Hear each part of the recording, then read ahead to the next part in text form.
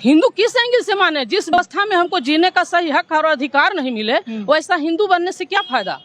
यहाँ तो हिंदू के नाम पर शोषण है, अपराध है, अत्याचार है, एक मानव को मानव से बांटने की साजिश है, ऊंच नीच की भावना है। जहाँ जहाँ इंसान के लिए संविधान मिला, फिर वहाँ धर्म की बात कहाँ आता है? पढ़ने का मेरा अधिकार छीना है और हिंदू कहलाने के लिए हम लोग मरे मिटे, ये कहीं से? हमको सामाजिक न्याय चाहिए, धर्म की न्याय नहीं चाहिए। यहाँ धर्म खतरा में नहीं है कि जिस धर्म में महिलाओं को अपने तन पर ढकने पर स्तन काटा जाता है, टैक्स लिया जाता था स्तन काट के, और वो शर्मसार करने वाली व्यवस्था से जब हमको इंसानियत की जिंदगी जीने के लिए वोट का अधिकार दिया गया, हमारी महिलाएं अर्धनग्न व्यवस्था में थी और उस महिलाओं के दूध का कर्ज चुकाया तो इस भारत भूमि पर बाबा साहेब ने चुकाया। इस देश में एक ऐसा समय भी था कि जिस तालाब में एक कुत्ता पानी पी सकता था लेकिन एक इंसान पानी नहीं पी सकता था। कि राष्ट्रपति का बेटा हो या भंगी का हो संतान, सबकी शिक्षा एक समान। तो जब देश में नोट एक है, रोड एक है, टैक्स एक है, वोट एक है, तो फिर शिक्षा और चिकित्सा नीति एक क्यों नहीं?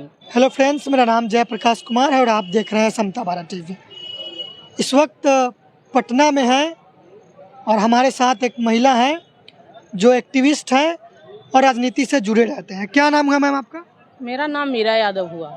मैं आपको बता देना चाहती हूँ कि इस देश में एक ऐसा समय भी था कि जिस तालाब में एक कुत्ता पानी पी सकता था लेकिन एक इंसान पानी नहीं पी सकता था।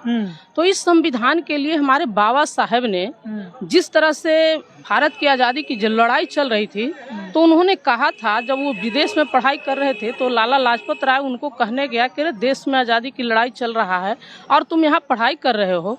तो उन्होंने कहा था कि मैं तो दो गुलामी से झेल रहा हूँ, पहले तू लोग हमारे देश को छोड़ दो तो मैं उनसे आजादी ले लूंगा। इस समय हमारे बाबा साहब को एक वोट देने का राइट नहीं था। हमारी महिलाएं अर्धनग्न व्यवस्था में थी और उस महिलाओं के दूध का कर्ज चुकाया तो इस भारत भूमि पर बाबा साहब ने चुकाया। सारे महापुरुषों का ऋण बाबा साहब ने चुकाया कि उन्होंने हर मानव को इंसान बनने का मताधिकार देने का एक पावर संविधान दे दिया। देश को बर्बाद करने का साजिश है, बहुजन को खत्म करने का साजिश है। आप हिंदू नहीं मानते अपने आप को? हिंदू किस एंगल से माने? जिस व्यवस्था में हमको जीने का सही हक और अधिकार नहीं मिले, वैसा हिंदू बनने से क्या फायदा? यहाँ तो हिंदू के नाम पर शोषण है, अपराध है, अत्याचार है, एक मानव को मानव से बांटने की साजिश है, ऊंच नीच की भावना है। जहाँ जहाँ इंसान के लिए संविधान मिला, फिर वहाँ धर्म की बात कहाँ आता है? सारे धर्म के यहाँ अधिकार है कि कोई भी किस धर्म में रह सकता है, लेकिन यहाँ जबरन धर्म थोपना ये सबसे बड़ा जुल्म है, सबसे बड़ा अन्याय। क्या दिक्कत है आपको? आपको क्या समस्या है इस धर्म से और इस धार्मिक व्यवस्था? हमको दिक्कत है कि पढ़ने का मेरा अधिकार छीना है और हिंदू कहलाने के लिए हम लोग मरे मिटे, ये कहीं से? हमको सामाजिक न्याय चाहिए, धर्म की न्याय नहीं चाहिए। यहाँ धर्म खतरा में नहीं है। धर्म है, हिंदू मुस्लिम है, वो बहाना है, और संविधान खत्म करना इस सारे चार मुट्ठी भर लोग जो जुल्मी लोग हैं उसको निशाना है। इस धार्मिक व्यवस्था में महिलाओं को देवी देवता माना गया है। और महिलाओं को कहाँ हक और अधिकार मिला है? महिलाओं को देवता कहाँ मिला? जब देवता माना जाता तो फिर महिला को स्तन क्यों काटा जाता था स्तन ढकने पर?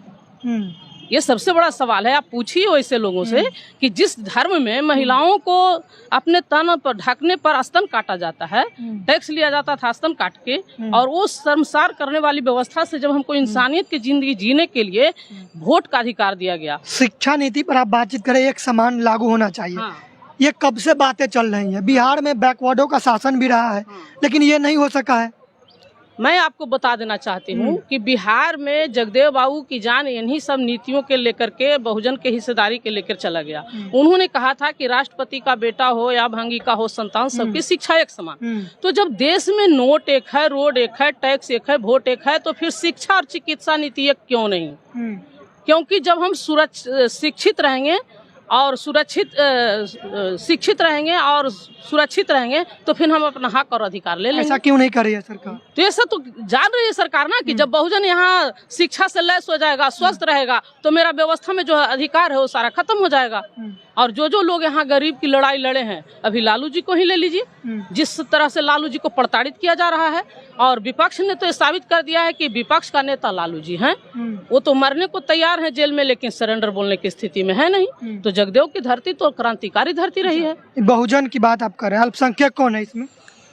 अल्पसंख्यक कहाँ है? हम लोग तो बहुजन है। आप बहुजन है तो अल्पसंख्यक कौन होगा? अरे अल्पसंख्यक तो जो मुट्ठी भर लोग है वो है, लुटेरा वर्ग। हम लोग कमेरा वर्ग हैं, भारत इसको आप करो बनाने वाले हम लुटेरा लोग। वर्ग। लुटेरा वही जो आरएसएस के लोग है, अच्छा। सेठ और भट्ट का गठजोड़ है, जो कहता है कि मेरा ही देश है, लेकिन देश तो 90% लोगों का है, कमेरा का है। आप ये भी कहा था कि रिजर्वेशन से आकर आप लोग पद पे जाते हैं, आप लोग के अंदर टैलेंट नहीं है। मैं तो कहती हूँ कि जो संविधान लिख दिया, जो विश्व गुरु कहलाया, फिर टैलेंट कहाँ है? टैलेंट तो हम लोग में है।